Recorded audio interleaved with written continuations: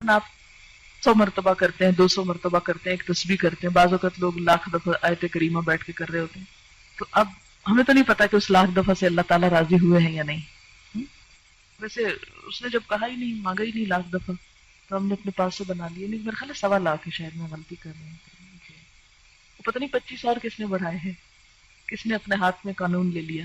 خیر، اب یہ ہے کہ ہم تو وہ کر ہی نہیں سکتے، تو ہم اللہ تعالیٰ سے یہ درخواست کرتے ہیں کہ یا رب، ہم اتنی تیری تعریف کرنا چاہتے ہیں کہ جس سے تیری رضامندی حاصل ہو جائے، تو خوش ہو جائے.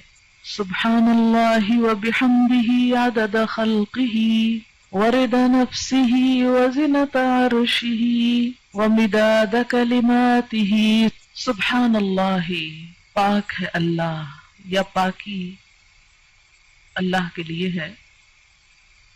وبحمدہ، اور ساتھ اس کی تعریف کے، یعنی اللہ کی پاکی بیان کرتا ہوں اس کی تعریف کے ساتھ.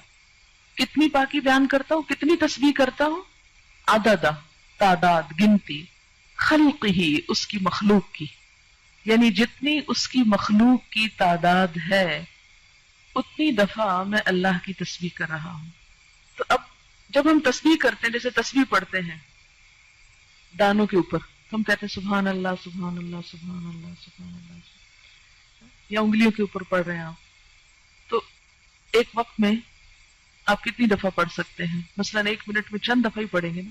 لیکن اگر آپ یہ جملہ بول دیتے ہیں سبحان اللہ وبحمدہ عدد خلقہ، کہ اللہ کی پاکی اس کی تعریف کے ساتھ اتنی مرتبہ جتنی اس کی مخلوق کی تعداد ہے.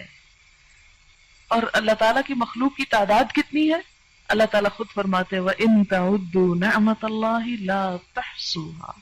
اگر تم اللہ کی نعمتوں کو گننے لگ جاؤ، تم ان کو گن نہیں سکتے، ان کا شمار نہیں کر سکتے. تو ہم تو گن ہی نہیں سکتے. اسی لیے کہتے ہیں نا کہ کما ينبغي لجلال وجهك، جیسی ہونی چاہیے، ہم تو کرنے کے قابل ہی نہیں ہیں، ہماری تو زبان اس اہل ہی نہیں ہے. اسی لیے عدد خلقہ ورضا نفسہ، رضا کہتے ہیں رضامندی کو، نفس ہی اس کے نفس، یعنی اللہ کی ذات کی رضا کے مطابق، یعنی اتنی تسبیح، اتنی حمد کہ جس سے وہ راضی ہو جائے.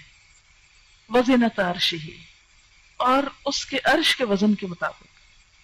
وزنۃ عرشہ، اس کے عرش کا وزن کتنا ہے؟ ہمیں تو کچھ معلوم نہیں کہ اس کا عرش ہے کتنا. امام مالک نے کہا تھا نا کہ اس کے بارے میں سوال بدعت ہے. سوال بھی مت کرو کہ کیسا ہے وہ، ہمیں نہیں معلوم، بس اتنا پتا ہے کہ وہ ہے، کیسا ہے یہ نہیں معلوم. وَمِدَادَ كَلِمَاتِهِ، اور اس کے کلمات کی لکھنے میں جتنی سیاہی درکار ہے. مداد کلماتی، اچھا وہ کتنی درکار؟ سورۃ الکہف میں آپ پڑھیں گے کہ اللہ تعالیٰ فرماتے ہیں کہ لو کان البحر مدادا لکلمات ربی لنفد البحر قبل ان ينفد کلمات ربی، کہ اگر یہ سارے سمندر سیاہی بن جائیں اور اس سے رب کی باتیں لکھی جانے لگے، اس سے پہلے کہ رب کی باتیں ختم ہو سمندر کی سیاہی ختم ہو جائے. ایک اور جگہ آتا ہے کہ 7 سمندر اور بھی آپ ڈال لیں اور اس کو سیاہی بنا لیں اور لکھنا شروع کر دیں، تو رب کی باتیں ختم نہیں ہو سکتی.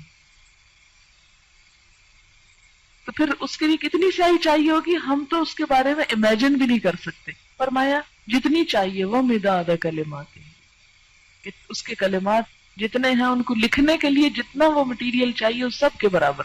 سبحانک اللہم وبحمدک اشہد ان لا الہ الا انت استغفرک واتوب الیک. السلام علیکم ورحمۃ اللہ وبرکاتہ.